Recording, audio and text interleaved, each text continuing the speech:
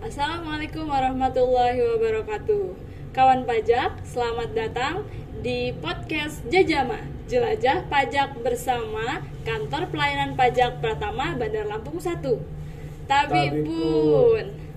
Ya, pada episode hari ini kita sudah kedatangan narasumber yang sangat spesial nih, yaitu Bapak Reinur Amin. Selamat siang Pak Amin. Sehat Pak? Alhamdulillah sehat. Alhamdulillah.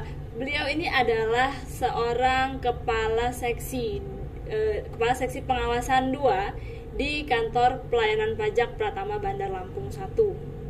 Ya, baik Pak Amin, hari ini kita mau ngobrol-ngobrol nih Pak tentang yang lagi in nih, yang lagi hot mungkin ya di media sosial, di mana-mana ya Pak ya, kita dengar tentang PPS. Mungkin banyak kawan pajak juga yang belum mengetahui Pak apa itu PPS. Boleh dijelaskan Pak sekilas tentang PPS? Kawan-kawan pajak di manapun kalian berada, PPS ini sebenarnya program pemerintah bagi seluruh wajib pajak dan merupakan kesempatan kedua untuk mengungkapkan aset-asetnya yang belum diungkapkan pada periode tax amnesty yang pertama. Jadi ini merupakan kesempatan berikutnya lah untuk wajib pajak untuk lebih melaporkan kewajiban perpajakannya secara transparan.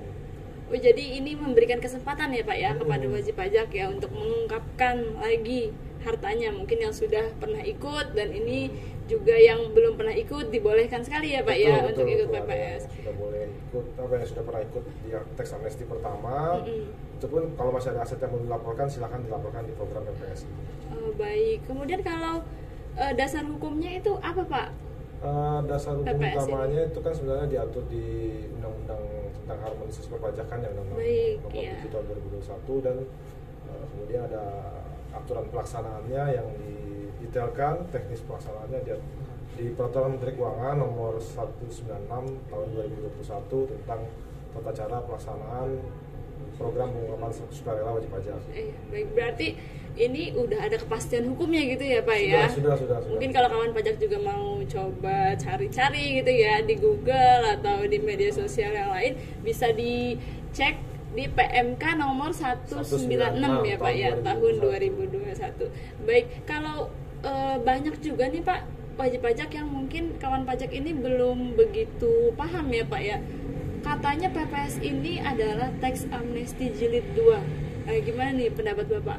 Sebenarnya definisinya bukannya tax amnesty jilid 2 sebenarnya, cuma lebih ke kesempatan untuk wajib pajak yang belum mengikuti tax amnesty dan sudah mengikuti tax amnesty untuk melakukan pengungkapan asetnya yang sebelum-sebelumnya belum pernah dilaporkan. Oh, baik. Jadi sebenarnya ini hal berbeda ya Pak ya? Hanya tujuannya aja sedikit sama. berbeda ya, pokoknya pengungkapan ini sebenarnya untuk lebih mengencourage wajib pajak untuk melaporkan kondisi perpajakan dan kewajiban perpajakan saat ini dengan kondisi sebenarnya. Baik. Iya, jadi ini kepada wajib pajak, kepada kawan pajak nih yang masih belum mengungkapkan seluruh asetnya gitu ya Pak ya. Boleh sekali nih, boleh banget nih ikut PPS. Nah, kemudian gimana tuh Pak? Mungkin perbedaannya? Ada sedikit perbedaan juga ya terkait tarif daripada PPS ini dibandingkan dengan tax amnesty. Terus ada juga sumber dari hak aset tersebut yang diungkapkan, misalnya ada aset dari luar negeri kah atau dari dalam negeri kah, mungkin aset-aset yang lain yang sebelumnya belum pernah dilaporkan di tax amnesty. Nah, juga ada mekanisme yang skema 1, skema 2 gitu kan. Skema 1 itu mungkin untuk wajib pajak yang sudah pernah mengikuti tax amnesty. Jadi ada skema 1, ada skema 2 ya Pak ya. Skema 2-nya yang belum pernah sama sekali dan tarif-tarifnya mungkin ada juga nanti detailnya. Oke, nanti akan mungkin kita bahas lebih detail ya Pak ya. Sebenarnya kalau hari ini sih jadwal kita itu adalah terkait dengan kita mau ngobrol-ngobrol tentang objeknya ya Pak ya, detailnya harta-harta seperti apa saja yang bisa diikutkan dalam program pengungkapan sukarela ini. Nah, kemudian Pak, saya ada pertanyaan lagi. mungkin kawan pajak juga banyak yang bertanya-tanya nih di dalam hati. Saya mewakili dari kawan pajak, kalau kita ikut PPS itu apa nih keuntungannya untuk kita sebagai wajib pajak? Oke. Kenapa sebaiknya kita ikut PPS gitu? Sebenarnya kan PPS ini kan dibuat untuk memfasilitasi pelaporan wajib pajak yang tidak dilaporkan sebelum-sebelumnya, dan kemungkinan di tahun yang akan datang akan tertagih melalui skema pemeriksaan atau melalui skema bukti permulaan. Jadi di tax amnesty ini, apabila aset tersebut diketahui dan tidak diungkapkan di PPS, itu kan sanksinya kadang-kadang ada yang besar, ada 200% asetnya begitu, dari kewajiban. Kalau tidak ikut ya Pak ya. Kalau nggak ikut, tapi kalau kita ikut program PPS ini ya cukup dengan menghitung dikalikan dengan tarif yang masuk dalam skema 1K atau skema 2K. Oh baik, jadi lebih kepada rasa aman gitu ya Pak ya. Jika sudah ikut PPS ini, maka mungkin akan terhindar dari sanksi yang sebesar 200% seperti Bapak katakan tadi. Terus kalau kita udah ikut PPS juga mungkin semua yang sudah kita laporkan kan tadi tidak akan diungkap di pemeriksaan. Jadi sudah ada kepastian hukum di situ. Sudah ada kepastian hukum. Ya, jadi gitu kawan pajak ya. Kalau kita sudah ikut PPS, maka sudah ada kepastian hukum bagi kita dan mungkin tidak akan ada lagi pemeriksaan terkait dengan tahun pajak tersebut gitu ya Pak ya. Baik. Kemudian kalau orang-orangnya nih Pak, siapa saja peserta-peserta yang sebaiknya ikut PPS? Seperti dari sini kita udah pernah diskusi di awal ya, ada yang kebijakan 1, skema 1, ada juga kebijakan 2 kan. Iya, skema 1 dan skema 2 ya Pak ya. Nah, itu terbuka sebenarnya untuk seluruh wajib pajak terdaftar, untuk badan dan orang pribadi yang terdaftar di master file kita. Nah, untuk yang kebijakan 1 ini untuk peserta bagi wajib pajak yang sudah pernah ikut program tax amnesty di tahun 2016 ya. Iya, jadi sebelumnya sudah pernah ikut tax amnesty gitu ya Pak ya, yang skema 1. Nah, untuk yang skema 2 ini khusus untuk wajib pajak orang pribadi yang sebelum-sebelumnya belum pernah mengikuti program tax amnesty di tahun 2016 kemarin. Jadi diberikan kesempatan seluas-luasnya gitu ya Pak ya, untuk wajib pajak yang mungkin sudah pernah ikut tax amnesty sebelumnya mau mengungkapkan lagi hartanya, atau wajib pajak yang belum pernah mengikuti tax amnesty juga dipersilahkan sekali untuk mengikuti program PPS ini ya Pak ya. Nah, kemudian kalau kita masuk ke agak teknis nih Pak. Boleh ya Pak ya, izin Pak. PPS secara umum itu kan dikatakan sebagai pengungkapan harta yang belum dilaporkan di SPT, begitu ya Pak ya. Kemudian kalau hartanya itu harta apa saja Pak yang ikut PPS? Sebenarnya kalau kita bicara harta ya atau aset di dalam definisi perpajakan, itu sebenarnya apa yang kita akumulasikan dari penghasilan kita.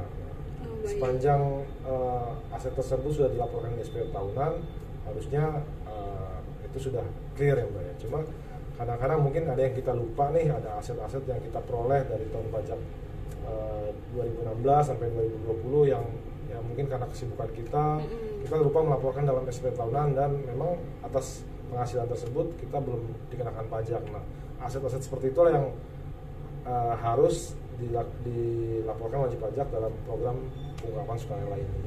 Baik. Kita tahunya gimana tuh Pak? Mungkin kan banyak nih kawan pajak yang saya lupa nih, saya sudah lapor atau belum gitu ya, atau harta ini saya sudah peroleh tapi sebenarnya bukan punya saya. Nah, itu gimana tuh Pak untuk mengetahuinya? Jadi gini, salah satu caranya ya mungkin biasanya wajib pajak bisa pertama ya cross check dulu ke SPT tahunan dia yang dia sudah laporkan. Cross check ya Pak ya. Kita lihat dulu nih di daftar hartanya sudah dimasukkan belum di SPT tahunannya. Kalau memang sudah, tidak perlu ditambahkan untuk program PPS. Tapi kalau ada aset-aset yang belum dilaporkan, itu silakan dilaporkan, karena sebenarnya yang lebih tahu asetnya kan wajib pajak sendiri. Iya, gitu. Cuma ya, kalau misalnya wajib pajaknya masih lupa nih, mungkin asetnya kebanyakan kali Mbak. Ada kan crazy rich yang baru nih. Betul. Atau mungkin kaum milenial siapa ya, banyak yang crazy rich. Yang investasinya banyak. Nanti mungkin data itu tercapture dalam sistem kita, data di DJP, mungkin dari EOI, entah itu dari pertukaran data dengan instansi lain dalam yang diakomodir di Undang-Undang Keterbukaan Informasi Publik gitu. Itu DJP akan mengirimkan surat tuh ke wajib pajak yang sudah ada asetnya yang tidak sinkron antara pelaporan SPT-nya dengan nilai aset yang ada di database Direktorat Jenderal Pajak. Nanti kita kirimkan surat, nanti wajib pajak bisa mengklarifikasi nih, oh saya benar punya ini apa enggak. Tapi kalau misalnya memang tidak punya, benar-benar punya ini dan di SPT tahunan tidak dilaporkan aset tersebut, ya silakan monggo lah ikut program PPS gitu ya Pak ya. Oh jadi sebenarnya DJP sendiri itu juga sudah memiliki ya Pak ya data terkait dengan harta-harta yang belum dilaporkan gitu ya Pak ya. DJP ini ya sebenarnya database-nya banyak, cuma kan ya semuanya kita lakukan klarifikasi, kita pilih dulu lah yang kira-kira yang mana berpotensi untuk diklarifikasikan ke wajib pajak. Baik, jadi kawan pajak nih kalau yang sudah dapat himbauan, sifatnya himbauan ya Pak ya? Himbauan, surat klarifikasi. Sudah dapat surat klarifikasi dari kantor pajak, mungkin bisa dalam bentuk email maupun dalam bentuk hard copy ya Pak ya? Betul. Dikirimkan juga suratnya. Itu boleh sekali silakan langsung datang ke kantor pajak terdekat ya Pak ya untuk klarifikasi. Jadi buat teman-teman kawan pajak ataupun wajib pajak dimanapun terdaftar di wilayah Indonesia ini, silakan kalau terima email dari resmi dari Direktorat Jenderal Pajak atau mungkin surat resmi dari kantor pelayanan pajak, silakan mendatangi kantor pajak terdekat yang ada pada saat itu wajib pajak berada gitu. Misalnya dia lagi di bisa ya Pak ya, bisa gitu ya, aja, dimana nanti saja. Minta penjelasan kan ada di sana, ada helpdesk, ada teman-teman penyuluh, ada TPT kita gitu. Jadi bisa ditanyakan di mana aja, nanti kan akan diberitahu secara teknis gimana cara menunaikan kewajiban PPS-nya. Baik. Nah, kemudian saya juga dapat pertanyaan titipan nih Pak dari banyak wajib pajak ya Pak ya. Kalau terkait dengan objek PPS itu teknisnya nih Pak, bagaimana kalau harta tersebut penguasaannya ada di saya tapi bukan atas nama saya? Banyak nih ya Pak ya cerita kayak gitu ya Pak ya. Secara fakta milik tapi atas secara dokumen belum nih ya, secara dokumen belum. Gimana tuh Pak kalau yang seperti itu? Jadi gini Mbak, kalau kepemilikan aset itu kan sebenarnya diakui pada saat pelepasan hak oleh pemilik sebelumnya ya. Mungkin nanti ada dokumen-dokumen pendukung yang menyatakan bahwa aset itu jadi milik kita. Hanya kita jual mobil atau motor gitu kan. Mungkin belum dibalik nama ya Pak ya. Nama jadi masih BPKB-nya atas nama penjual yang lama, pemilik yang lama. Nah itu sepanjang BPKB-nya sudah kita pegang, terus sudah ada perjanjian jual beli, entah itu akte yang resmi atau mungkin sekedar surat jual beli biasa, dan aset tersebut masih kita kuasai sampai dengan 31 Desember 2020. Nah itu bisa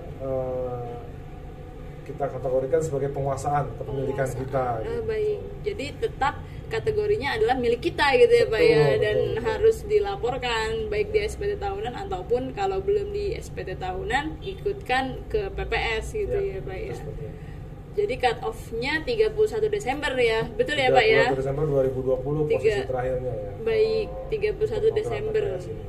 Iya, mungkin untuk kawan pajak nih yang pada tanggal 31 Desember 2020 masih memiliki harta yang penguasaannya masih dalam diri dia gitu ya Pak ya, maka harus dilaporkan dalam SPT tahunan ataupun PPS. Iya, masih bisa dikategorikan sebagai aset yang dapat diikutsertakan dalam program pengelolaan sukarela ini. Dapat diikutsertakan, iya. Nah, kemudian Pak ada titipan pertanyaan lagi Pak, kalau mau ikut PPS tapi lupa punya harta apa saja. Wah ini pertanyaan yang tadi ya Pak ya. Iya. Itu akan diingatkan oleh KPP ya Pak ya. Iya. Tapi kalau misalnya namanya judulnya kan tagline-nya program pengelolaan sukarela. Kita bicara sukarela berarti wajib pajak sendiri nih yang mengekspos dirinya secara pelaporan pada secara sukarela pajak secara sukarela. Jadi ya dia punya aset apa yang tahu dia gitu kan. Jadi silakan aja jujur sama kita. Kalau wajib pajaknya jujur, kita kenakan tarif yang sesuai skema 1 atau skema 2. Dan setelah itu juga kita ada jaminan kepastian hukum tadi kan, tidak dikenakan sanksi 200% atau tidak diperiksa secara perpajakan. Tidak ada pemeriksaan juga ya Pak. Nah kalau keamanan data gimana nih Pak? Banyak juga yang bertanya seperti itu. Keamanan data gini Mbak, kalau untuk program PPS ini DJP sudah menjamin bahwa data-data yang diungkapkan dalam program PPS ini tidak akan dilakukan tindakan penyidikan dari sisi pidana perpajakan. Terus tambah lagi kita juga diamanatkan oleh undang-undang kita sendiri, undang-undang KUP di pasal 34 kalau nggak salah. Itu kan ada namanya kerahasiaan data wajib pajak ya. Jadi kalau nanti ada teman-teman wajib pajak yang khawatir datanya dibocorkan, itu saya rasa nggak ada deh. Itu dijamin sama wajib pajak, Direktur Jenderal Pajak di undang-undang HPP ini sendiri, di program PPS ini untuk tidak dilakukan tindakan penyidikan. Terus kerahasiaan data perpajakan itu merupakan kewajiban DJP sebagai institusi untuk menjamin tersebut. Oke, berarti aman ya Pak ya, sama sekali. Aman, pokoknya nggak bakal bocor lah. Aman. Iya, jadi kawan pajak nih jangan khawatir kalau yang mau ikut PPS ya Pak, karena datanya nggak akan dibocorkan kemana-mana gitu, cukup wajib pajak sendiri yang tahu gitu ya, meskipun sudah masuk ke sistem DJP. Nah kemudian ini tadi terkait dengan cut off 31 Desember. Bagaimana kalau harta tersebut sudah dijual Pak? Pada saat 31 Desember itu posisinya mungkin ada nih kawan pajak yang menerima surat saya Anda memiliki harta sekian gitu kan, kemudian hartanya itu ternyata sudah tidak ada, sudah dijual kembali. Oke, kita lihat saat pelepasan haknya tersebut kapan Mbak? Jadi pada saat misalnya surat tersebut nyampe ke wajib pajak mungkin tahun 2002 ini kan, posisinya asetnya sudah dijual atau sudah dipindah tangankan ke pemilik barunya. Nah, kita lihat transaksinya kapan. Kalau misalnya transaksinya terjadi sebelum 31 Desember 2020, ya. Maka atas aset tersebut, atas harta tersebut masuk dalam kategori harta yang harus diungkapkan di program pengungkapan sukarela ini. Tapi kalau misalnya dia jualnya sesudah tanggal 31 Desember, mungkin itu nanti kategorinya nanti ke penghitungan pajak lainnya. Oh, jadi masih ada mekanisme yang lain gitu ya Pak ya, selain PPS ini. Kemudian kalau harta tersebut sudah dijual tapi belum balik nama dan masih atas nama saya. Okay. Kalau atas aset seperti itu sebenarnya secara kepemilikan sudah dilepas ya sama pemiliknya. Hanya masalah tadi fakta dokumennya mungkin masih atas nama pemilik lama. Nah, itu yang nanti dengan surat klarifikasi itu wajib pajak dapat mengklarifikasi nih, datang ke kantor bawa surat klarifikasi bahwa sebenarnya aset itu sudah dijual dan tidak perlu diikutkan di program PPS sepanjang sudah dijualnya sudah lewat 31 Desember 2020. Oh, baik. Jadi bersurat ya Pak ya? Bersurat, datang ke kantor klarifikasi. Teman-teman yang namanya account representatif di kantor pajak mungkin secara teknis bisa memberikan penjelasan yang lebih detail tentang aset-aset mana yang bisa ikut PPS, aset-aset mana yang tidak perlu ikut PPS. Oh iya, mungkin informasi juga nih Pak kepada kawan pajak ya, bahwa masing-masing NPWP itu ada penanggung jawabnya di kantor pajak ya Pak ya, namanya AR, yaitu account representatif yang melakukan pengawasan terhadap wajib pajak tersebut. Jadi kalau wajib pajak bingung nih, misalnya saya ini punya NPWP tapi saya bingung mau nanya kemana, datang aja ke kantor, nanti dia akan menginformasikan Bapak, Ibu, atau Mas, Mbak, ini silakan konsultasi dengan Bapak ini yang sudah terassign khusus atas NPWP tersebut. Jadi semua pertanyaan tentang perpajakan bisa dibantu oleh teman account representasi tadi. Baik. Nah, kemudian Pak, itu kan tadi kalau harta sudah dijual tapi belum balik nama nih Pak. Kalau kita belinya kredit, nah gimana tuh Pak? Banyak juga tuh kawan pajak yang saya ini memang punya mobil Mbak, tapi saya kredit. Gitu. Oke, kalau untuk yang kredit itu kan sebenarnya nanti kan nilai hartanya itu kan akan disandingkan antara nilai harta dengan utang ya. Jadi kalau yang kredit itu kan berarti kan ada utang di situ. Kalau yang kredit berarti sepanjang nanti nilai aset bersihnya lebih besar utangnya, berarti tidak ada yang harus dibayarkan gitu ya Pak ya, untuk ikut PPS. Oh baik, jadi memang net ya Pak ya. Net worth istilahnya. Net worth ya Pak ya. Kalau terkait dengan warisan gimana Pak? Hartanya itu adalah saya dapetnya dari warisan nih, masa saya harus lapor juga, begitu gimana Pak? Banyak juga pertanyaan kayak gini, aneh-aneh nih Pak pertanyaannya. Mbak Is dapat warisan belum? Belum kan? Belum pernah nih Pak. Ini untuk warisan ini kan sebenarnya masuk dalam kategori subjek pajak untuk warisan yang belum terbagi. Kalau memang sudah warisan itu sudah resmi nih, sudah ada akte pembagian warisannya, terus sudah jelas dari kepemilikan kita yang baru, ya silakan aja, itu masuk dalam kategori aset yang harus di-PPS-kan. Baik, jadi tetap dilaporkan oleh PPS ya Pak ya. Nah kemudian pertanyaan terakhir nih Pak, untuk ini bukan pertanyaan sih, mungkin lebih kepada pesan nih. Pesan dari Bapak Amin sebagai Kepala Seksi Pengawasan 2 nih kepada kawan pajak mungkin yang kaum millennials yang crazy rich yang baru-baru nih, gimana Pak pesan-pesannya terkait untuk PPS? Program PPS ini sebenarnya program yang diciptakan pemerintah kepada seluruh masyarakat warga negara Indonesia, terutama millennials nih yang mungkin kepengen berbakti kepada negara nih dengan menjadi pahlawan negara dengan berkontribusi. Kan sekarang udah nggak zamannya kita perang atau apa. Pajak itu merupakan salah satu cara kita berkontribusi untuk pembangunan negara ini, menjadikan Indonesia yang lebih maju, lebih makmur masyarakatnya gitu. Nah, marilah teman-teman milenial yang punya aset yang belum dilaporkan berkontribusi ke negara ini melalui program PPS ini. Iya, mudah-mudahan nih banyak kaum milenials yang nonton nih ya Pak ya video kita, dan mudah-mudahan tergerak nih, jadi tergerak hatinya untuk mengikuti program PPS. Baik, sepertinya itu saja Pak pertanyaan-pertanyaan yang sudah dikumpulkan dari banyak wajib pajak nih Pak. Kita akhiri pertemuan kita pada hari ini. Mudah-mudahan pertemuan hari ini bisa bermanfaat ya Pak ya, memberikan manfaat untuk masyarakat dan untuk negara ini. Baik, sekian dulu kawan pajak episode Jejama kali ini. Kita ketemu lagi di Jejama episode berikutnya. Selamat siang. Assalamualaikum warahmatullahi wabarakatuh.